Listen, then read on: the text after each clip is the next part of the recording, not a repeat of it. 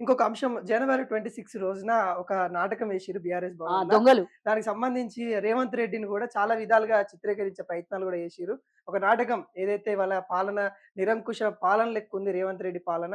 తన యొక్క గ్యారంటీలు గావచ్చు, మహిళల మీద జరుగుతున్న అత్యాచారాలు వాటి అన్ని అంశాలను చిత్రీకరించే ప్రయత్నాలు ఇటు బీఆర్ఎస్ పార్టీలో జరిగింది. వాటిని చూసి నాకెలా అనిపిచ్చింది? అసలు ఏం చెప్తారు? అత్యాచారాల గురించి మాట్లాడేటప్పుడు దొంగ వచ్చి దొంగ, దొంగ, దొంగ అని అరిచినట్టున్నది. మీ హయాంలో డ్రగ్స్‌కి అలవాటు చేసిన కేటీఆర్ దుర్మార్గుడు, దరిద్రుడు, అష్టదరిద్రుడు, నికృష్ట దరిద్రుడు, వెధవ తెలంగాణకు పట్టిన ఆ 10 ఏండ్లు చీడ, పూడ, దరిద్రమంతా కేటీఆర్, కేటీఆర్ కుటుంబ సభ్యులది. హ్మ్. హైదరాబాద్‌ని డ్రగ్స్‌గా మార్చేసి హైదరాబాద్ మహానగరాన్ని, యువతని నిరుద్యోగస్తులుగా చెయ్యాలి, వ్యవస్థ నాశనం చెయ్యాలి, ఏ నోటిఫికేషన్‌లు ఇయ్యొద్దు, యువత ఎగ్జామ్ రాయొద్దు, క్వాలిఫై కావద్దు, ఉద్యోగాలు భర్తీ కావద్దు, తెలంగాణ రాష్ట్రం సర్వనాశనం కావాలి, చదువుకోకుండా ఉంటేనే వీళ్ళకి ప్రశ్నించకుండా ఉంటారు, అందరినీ దద్దమ్మలు చేయాలి, వాళ్ళు మాత్రం తెలంగాణను దోపిడీ చేసుకోవాలని కంకణం కట్టుకొని 10 ఏళ్లు సర్వనాశనం చేసిన ఈ దుర్మార్గులొచ్చి రేవంత్ రెడ్డి గారి గురించి మాట్లాడే అర్హత గాని, ఆ అడ్డమైన నాటకాల రాయుడే మీరు.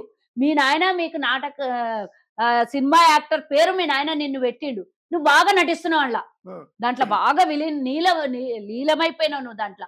నటనలో కవి సార్వభౌముడు, పద్మశ్రీ, దొంగ, బద్మాషితనంలో ఇట్లాంటి అవార్డులన్నీ ఏమన్నా వస్తాయంటే, తెలంగాణను దోపిడీ చేసిన అవార్డ్స్ ఏమన్నా ఇయ్యాలనంటే వీళ్ళ కుటుంబానికే ఇయ్యాలి అవన్నీ. హ్మ్. హ్మ్.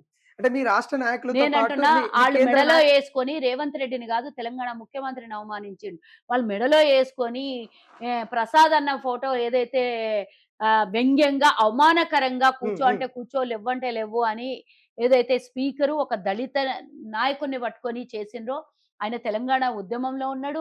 ఆయన నిరంతరంగా ఒక పార్టీని నమ్ముకొని కరెక్ట్‌గా ఉన్నటువంటి వ్యక్తి.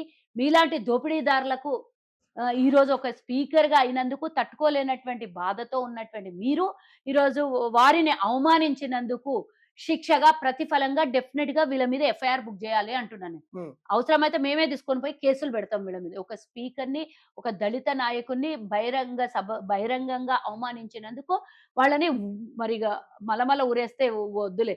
ఒకసారి ఊరేస్తే చచ్చిపోయేటోళ్ళకి 100 సార్లు ఊరేందుకు గాని, హ్మ్. ఆ ఊరేసుడు గాదు గాని, వాళ్ళకి నేను జెప్తున్నా. బహిరంగంగా క్షమాపణ జెప్పాలే, లేదా కేసులు నమోదు జేస్తే కేసుల చుట్టూ తిరగాల్సినటువంటి అవసరం వస్తది ఈ దొంగలకని నేను జెప్తున్నా. అంటే రాష్ట్ర నాయకులతో పాటు మీ అధిష్టానం, మీ కాంగ్రెస్ పార్టీ యొక్క జాతీయ నాయకుడు రాహుల్ గాంధీని గూడా అనేక విధాలుగా కించపరిచే విధంగా రాజ్యాంగం పట్టుకొని ఏదైతే తను చేస్తున్న ప్రసంగాలు ఏవైతే ఉన్నాయో వాటిని గూడా తప్పుగా చిత్రీకరించే ప్రయత్నాలు గూడా జరిగాయడ.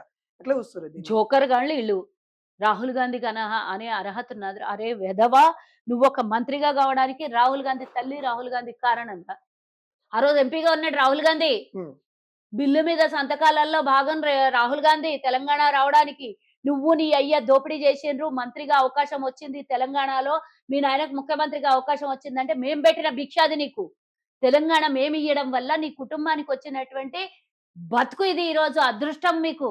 లేకపోతే మేము తెలంగాణ ఇయ్యకపోతే నాంపల్లి దర్గా దగ్గర పొయ్యి అమ్మాదే, అమ్మాదే అని అడుక్కునే పరిస్థితి మీ బతుకులు. అట్లాంటిది ఈరోజు రాహుల్ గాంధీకి అనేటంటే అర్హత ఉన్నదిరా దరిద్రనాయాల.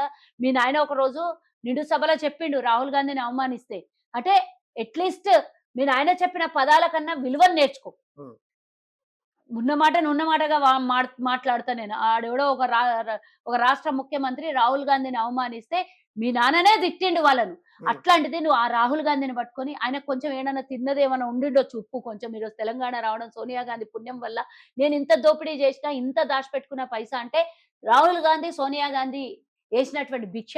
కాబట్టి అని ఎక్కడనో ఒక జార కృతజ్ఞత ఎవ్వరికి మోసం చేయొచ్చు. ప్రపంచంలో అందరిని మోసం చేయొచ్చు. దేవుడిని కూడా అబద్ధాలతోని మోసం చేయొచ్చు. కానీ మనకంటూ ఒక ఇదుంది. హ్మ్. హ్మ్. ఆత్మ ఉన్నది. ఆ అంతరాత్మని ఎవ్వడు గూడా మోసం జేయలేడు.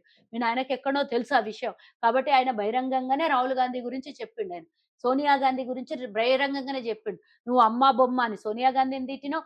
రాహుల్ గాంధీని అవమానిస్తావు. నువ్వు నీ అంత గలీజ్ గాడు హ్మ్. ప్రపంచంలో ఎవ్వడు దొరకదు." ఈ ట్యాగ్‌లైన్ ఇట్లా కేటీఆర్ గానంత గలీజ్ గాడు దేశంలో దొరకడు. హ్మ్. వాడు అడక తినడానికి ఎక్కువ, ఇంటి ముంగల ఊడ్చడానికి తక్క. హ్మ్. హ్మ్. వాడు అంతకన్నా అష్ట దరిద్రుడు. అంటే లోపం ఎక్కడుందనంటే అంటే ఇలాంటి ఎవరి లోపం? ఇలాంటి ఘటనలు మనం ఎప్పుడు గూడా జూడలేదు. అంటే ఇలా కేసీఆర్ ఉన్నప్పుడు జేస్తారా? గూడా ఎప్పుడు చేసారా జూడలేదు. ఎవరైనా? ఇప్పుడు అంటే వాళ్ళకు ఎనడెక్కనోడు ఎద్దెక్కితే ఎనక ముందయిందంట. వాళ్ళు 10 ఏళ్ల అధికారంలో ఉంటే దోపిడీ జేసుకుర్రు. ప్రతిపక్షంలో బోయే వరకు ఆ దాహం తీరక ఇంకా అధికారం గావాలని ఆ దాంట్లో సోయి లేకుండా పిచ్చోల్లాగా అయిపోయి మెంటలెక్కిపోయింది వాళ్ళకి. హ్మ్. ఆ హ్మ్. మెంటలెక్కిన వ్యవస్థలలో ఇవన్నీ చేస్తుర్రు. పిచ్చికి అనేక కారణాలుంటాయి. అందులో భాగంగా అధికార కారణం వాళ్ళకి ఎక్కువైపోయింది. హ్మ్. అధికారం పోయిందనే భయంతోని, అధికారం పోయిందన్న ఫ్రస్ట్రేషన్‌తోని అందరి మీద ఆరిపోసుకుంటుర్రు. అందరిని తిడుతున్నారు.